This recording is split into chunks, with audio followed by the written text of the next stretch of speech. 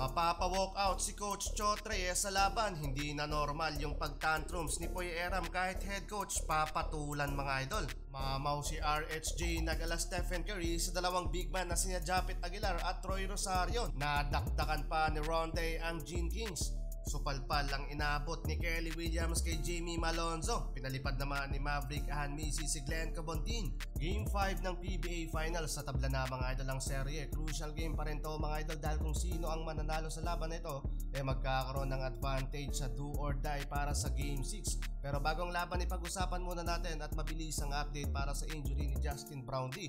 Magbabalik laban pa rin mga idol si Kabayan JB kahit may iniindang injury. Katunayan nga mga idol, marami ang nagduda na hindi na nga daw ito makakabalik sa finals at papalitan kung sakali ng big man na si Ange Kwame. Pero dahil nasa dugo at attitude ni JB ang never say die, maglalaro pa rin dito sa natitirang laban nila sa finals kahit sina Coach Team Cone at Chot Reyes napabilib ng ating naturalized player. Plaster tape lang ang katapat mga idol. Ayon kay Coach Team, pag tinanggal daw yung tape, literal na parang nahuhulog yung kanyang dislocated thumb. Para naman sa best import of the conference na si Ronde Hollis Jefferson, babawi daw sila mga idol dito sa Game 5. Mula sa Smart Araneta Coliseum, white uniform para sa Barangay Nebra at black naman para sa TNT. Mainit sa outside shooting ang TNT, 6-0 run habang nakasagot naman ng 5-0 run ang Barangay Nebra. Pero dahil sa another back-to-back 3-pointer ni Napugoy at step back 3 naman ni Oftana, napa-timeout ang Gene Kings. 7 points lead under 7 minutes ng quarter. Nakasagot naman ng 4-0 run ang Barangay Ginebra mula sa perfect 3 of 3 pull-up jumper ni Japet Aguilar.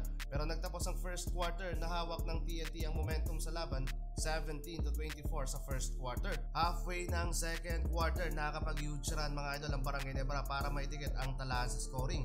Nakakatingin pa ng malupitang supalpal si Kelly Williams mula kay Jamie Malonzo habang pinalipad naman ni Maverick Ahanmisi si Glenn Cabontin, pump fake and 3-pointer. Magkakaroon daw mga idol ng adjustment etong si Poy Eram para sa kanyang sarili dahil sa Game 3 na-foul out siya mga idol. At sabi din niya, nakakaiba daw yung mga tawagan ng referee. Pero na-technical si Poy Eram dito sa Game 5 dahil sa second motion and collision niya kay Japet Aguilar. Though technical man, double-digit lead ang TNT, 35-45 end of first half. Maasim pa mga idol si Justin Brownlee na may 2 points and 11 rebounds dito sa first half, shooting 1 of 4 field goal.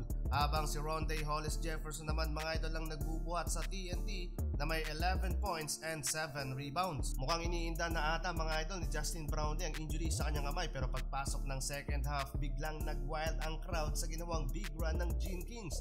Burado ang double-digit lead ng TNT, mapapa-walkout pa yata si Coach Chot nang inaway ni Poy Eram. Take over si JB sa third quarter, lamang na ng 1 point ang Barangay Ginebra, 56-57. Dahil sa ginawang pagdadabog ni Poy Eram, na-choke ang TNT at nasira mga idol ang kanilang play. Pabor na sa Barangay Ginebra ang serye.